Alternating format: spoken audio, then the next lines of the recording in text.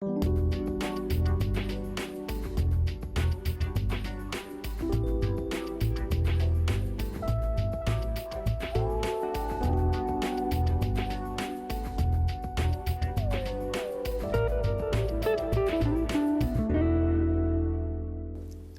chers téléspectateurs, bienvenue. Aujourd'hui, nous allons aborder un sujet que la Bible développe.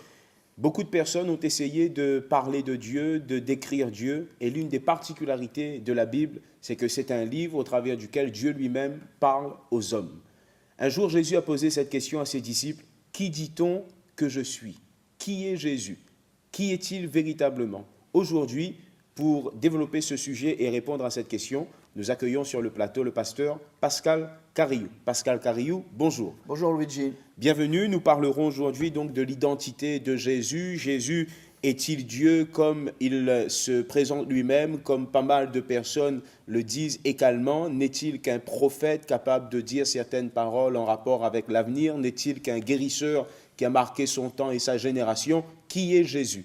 Alors, la Bible est claire, il y a un seul Dieu. Dieu est unique. Il y a un seul Dieu. De toute la Bible, de la Genèse à l'Apocalypse, tout dit qu'il y a un seul Dieu. Et le fait d'adorer un autre Dieu c'est ce qu'on appelle l'idolâtrie. C'est considéré comme un péché. C'est comme si on volait la gloire qui appartient à ce Dieu unique qui est l'Éternel. Maintenant, on voit aussi dans les commandements de Dieu à Moïse, où il y avait « tu ne feras pas d'image taillée », où on doit adorer seulement l'Éternel. Et il y a encore là une mise en garde contre l'idolâtrie, Dieu fait de main d'homme, par exemple.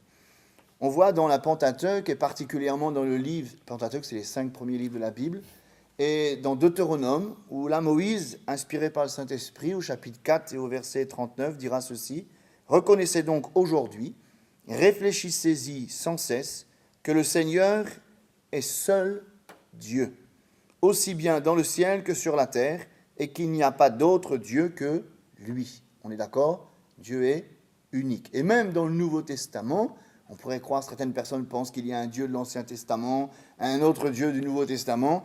Il n'y a pas de contradiction dans la Bible, puisqu'il est dit dans Marc chapitre 12, verset 32, « Le Seigneur est le seul Dieu, et il n'y a point d'autre Dieu que lui. » Donc, il y a un seul Dieu. On peut affirmer, Jésus, il est aussi Dieu, pleinement Dieu. Alors, l'une des révélations de Jésus, donc dans l'Évangile, et que nous avons quelquefois entendu également de la bouche de certaines personnes, c'est que Jésus serait le Fils de Dieu selon la Bible. Alors, est-ce là quelque chose de possible? Dieu peut-il avoir un fils? Est-ce possible? Alors, c'est un titre. Il faut comprendre, quand l'ange Gabriel est apparu à Marie, il y avait un message. Le message, c'est celui-ci. « Sois sans crainte, Marie, car tu as trouvé grâce auprès de Dieu. Voici, tu deviendras enceinte, tu enfanteras un fils, tu l'appelleras du nom de Jésus. Il sera grand, appelé Fils du Très-Haut. » Et un petit peu plus loin, au verset 34, « Le saint enfant qui naîtra de toi sera appelé Fils de Dieu. » C'est un titre. Ah, mais qu'est-ce que ça signifie alors, cette expression, ce titre?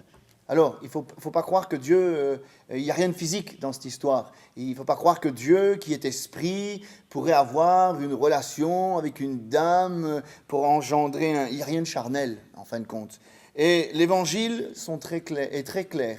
Il nous montre bien que c'est l'intervention miraculeuse du Saint-Esprit qui a fait naître Jésus, qui a créé Jésus, le Fils de Dieu, dans le sein de Marie. Ce Jésus, c'est sa conception qui est miraculeuse. Ensuite, Jésus, il est né comme tous les autres enfants.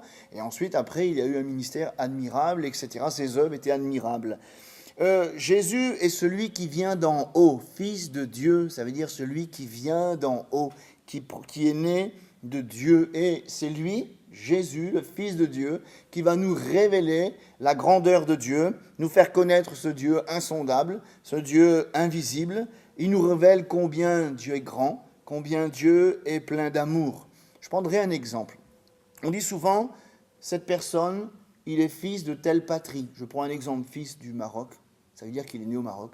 Fils de l'Égypte, il est né en Égypte. Donc c'est une identité, c'est la source, son origine Et Jésus est le Fils de Dieu. Ça veut dire qu'il tire son origine en Dieu. Il n'est pas question que Dieu a engendré une femme pour avoir un enfant. Non, non, c'est pas comme ça. Il a son origine en Dieu. Et dans la première épître de Jean, chapitre 4, au verset 8 et 10, je vais le lire pour vous. Dieu est amour. Et cet amour consiste non pas en ce que nous avons aimé Dieu, mais en ce qu'il nous a aimés et envoyé son Fils. Son Fils. Donc c'est la révélation. Dieu, Jésus, c'est la révélation du Père. C'est Fils de Dieu, c'est un titre qui nous montre que voilà, Jésus vient de Dieu, tout simplement. Alors tout à l'heure, vous disiez que l'adoration doit revenir à Dieu et à personne d'autre. Or, nous savons très bien que nous sommes aujourd'hui dans une génération où il y a des millions de personnes qui adorent Jésus, qui est censé être le Fils de Dieu. Pouvons-nous alors considérer Jésus comme Dieu également? Oui, alors, la parole de Dieu, il y a un passage qui éclaire beaucoup, dans le sens où il est écrit dans l'évangile de Jean, chapitre 1er. J'encourage les gens à lire tout le contexte, du verset 1 à 14, on appelle ça l'épilogue de Jean, c'est très beau. Au commencement était la parole. La parole était avec Dieu, la parole était Dieu. Et dans l'Apocalypse, chapitre 19, verset 13, il est écrit que son nom est la parole, en parlant de Jésus. La parole a été faite chair, il est question de Jésus. Elle a habité parmi nous, pleine de grâce et de vérité, il est question de Jésus. Et nous avons contemplé sa gloire, il est question de Jésus. Une gloire comme celle du Fils unique venu du Père. Alors Jésus est donc à la fois le Fils de Dieu et la révélation de Dieu le Père. C'est pour ça qu'un jour Jésus a dit à Philippe, celui qui m'a vu, il a vu le Père. Et à travers toute la Bible, il n'y a pas de contradiction ici. C'est qu'à travers toute la Bible, il y a un seul Dieu. On l'a vu dans l'Ancien Testament, comme dans le Nouveau Testament. Et ce Dieu qui est unique se révèle au travers du Fils. C'est quelque chose de humainement difficile à accepter, à comprendre, la Trinité. Donc Dieu est unique, mais il se révèle à travers du Père, à travers du Fils et du Saint-Esprit. C'est vrai que, humainement parlant, c'est difficile à accepter. Un Dieu unique, en 3 personnes, il pourrait y avoir une contradiction. Je prendrai quelques petits exemples. Le soleil, c'est une boule de feu, mais à la fois elle nous éclaire, et à la fois elle nous réchauffe. Et pourtant, c'est un seul soleil. Je prendrai un autre exemple. L'eau, on l'a en liquide, on l'a en vapeur, et on l'a en glaçon. Mais néanmoins, qu'elle soit en glaçon, en vapeur ou en liquide, c'est de l'eau quand même, n'est-ce pas? Et il y a aussi le facteur temps. Il y a le passé, il y a le présent, il y a le futur. Mais néanmoins, que ce soit le passé, c'est le temps, le présent, c'est le temps, le futur, c'est le temps. Et de la même manière, on voit dans la Bible que Dieu s'est révélé comme le Père, comme le Fils, comme le Saint-Esprit.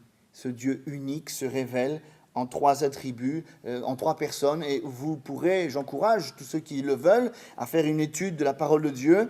Et on voit que les mêmes attributs, Père, Fils, Saint-Esprit, sont d'accord, ils ont les mêmes attributs. Et ils sont à la création, ils parlent, ils guérissent, ils relèvent, ils consolent. Et les 3 ont les mêmes attributs. Il y a un seul Dieu, mais ils opèrent en 3 personnes différentes. Mais les 3 sont d'accord, il n'y a pas de contradiction entre les 3. Alors, mais est-ce que Jésus, Dieu fait homme, donc Fils de Dieu, ne pouvons-nous pas parler ici peut-être d'un Dieu qui serait limité, étant donné qu'il s'est retrouvé quand même dans un corps d'homme? En fin de compte, il faut bien comprendre. Jésus, ce n'est pas un homme qui s'est fait Dieu, mais c'est Dieu qui s'est fait homme. On a entendu souvent l'histoire de ce fameux roi qui, pour voir un peu quel était l'état de la vie de ses sujets, s'est déguisé en un simple homme clochard pour passer au milieu de ses sujets, pour voir et entendre, pour répondre à leurs besoins. En quelque sorte, Jésus, c'est Dieu fait homme, venu au milieu des hommes, répondre à un besoin que les hommes ne pouvaient pas subvenir, c'est-à-dire régler le problème du péché. Et si Jésus est venu, c'est pour accomplir une œuvre parfaite, pour nous sauver de nos péchés. Il y a un texte encore là qui nous parle d'une manière très claire, c'est Philippiens 2, verset 5. « Ayant en vous les sentiments qui étaient dans Jésus-Christ, lequel, existant en forme de Dieu, n'a pas regardé comme une proie arrachée d'être égal à Dieu. » Donc égal à Dieu, il est Dieu. Et ensuite, mais il s'est dépouillé lui-même en prenant une forme de serviteur et devenant semblable aux hommes. En devenant semblable aux hommes, etc., etc. Vous pourrez lire tout ce contexte dans Philippiens chapitre 2, verset 5. Je vous encourage à lire tout le chapitre et ça sera formidable. Donc vous voyez, Jésus, ce n'est pas un homme qui s'est fait Dieu, mais c'est Dieu qui s'est fait homme pour venir à la rencontre de sa créature. Alors, autour du même sujet, il y a quand même une chose étrange, puisque l'une des particularités de Dieu, c'est justement son éternité, le côté immortel de la chose, alors que nous savons tous très bien que Jésus, il a été crucifié, il est mort sur le bois de la croix. Comment expliquer cela? Alors, c'est vrai qu'on peut se poser une question. Quand Jésus est mort sur la croix, est-ce que Dieu est mort? Mais Dieu, il n'est pas mortel, lui, il est éternel. Donc, le fait que Dieu prenne une forme d'un homme en Jésus, il vienne sur la terre, ne l'empêche pas de continuer à régner sur le monde entier et à avoir tout pouvoir. Qui peut l'empêcher? Il est Dieu, il fait ce qu'il veut, il est omniprésent. J'aimerais peut-être, si vous me le permettez, prendre une petite image. L'air est invisible, mais elle est omniprésente. Là où il n'y a pas d'air, on ne peut pas vivre, c'est comme ça. L'air est omniprésente, on ne peut pas la voir. Et il supposait que je prenne un vase, et je ferme un vase vide, il y a de l'air dedans, je ferme ce vase. L'air qui est dans le vase a pris la forme du vase. D'accord? Si, pour une raison X ou Y, je prends le vase et je l'éclate contre le mur, qu'est-ce qui se passe? L'air qui est dans le vase, hop, reprend sa place. C'est exactement ce qui s'est passé avec la personne de Jésus. Jésus, il a pris la forme d'un homme. Dieu a pris la forme d'un homme dans la personne de Jésus. Et lorsqu'il a été crucifié, eh bien, ensuite qu'il est ressuscité, hop, il a repris sa place initiale, son égalité avec Dieu. Il règne avec Dieu. Et lorsque Jésus est mort à la croix, mais Dieu n'est pas mort. Il est éternel.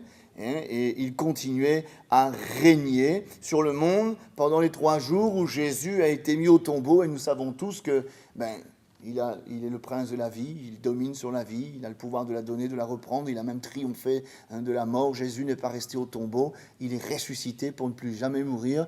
Et nous savons que maintenant il règne dans l'éternité et aussi dans le cœur de ceux qui le reçoivent. Et je crois que nous devons comprendre que Jésus, ce n'est pas un homme fait Dieu. Ce n'est pas une divinité parmi les divinités que le monde pourrait nous présenter. Jésus, c'est la révélation de Dieu. Celui qui m'a vu a vu le Père, dira Jésus. Et aujourd'hui, si nous reconnaissons en Jésus celui que Dieu a envoyé pour payer le prix de nos péchés, alors que personne ne pouvait payer le prix de ce péché, et si je comprends, je confesse qu'il est venu accomplir une œuvre de rédemption pour pouvoir avoir le pardon de mes péchés, je reçois ce que la Bible appelle la vie éternelle. J'ai pour ça, et c'est le plus grand verset de la Bible. Dieu a tant aimé le monde qu'il a donné son Fils unique, afin que quiconque croit en lui ne périsse point, mais qu'il ait la vie éternelle. Alors, pasteur Pascal Carrieux, nous vous remercions pour votre intervention. Merci Luigi. À très bientôt. À bientôt Luigi. Très chers téléspectateurs, merci à chacun de votre fidélité. Merci également d'avoir pris le temps d'écouter, de réfléchir sur ces quelques paroles que nous venons d'échanger ensemble. Nous vous encourageons bien sûr à continuer à fouiller également dans cette source que nous avons utilisée, à savoir la Bible, l'Évangile, la parole de Dieu, afin que vous aussi, vous puissiez arriver à une découverte et à une conviction qui soit personnelle. En cas de besoin, n'hésitez surtout pas à prendre contact avec nous à l'adresse qui est affichée en bas de l'écran. Et quant à moi, je vous dis à très bientôt et que Dieu vous bénisse.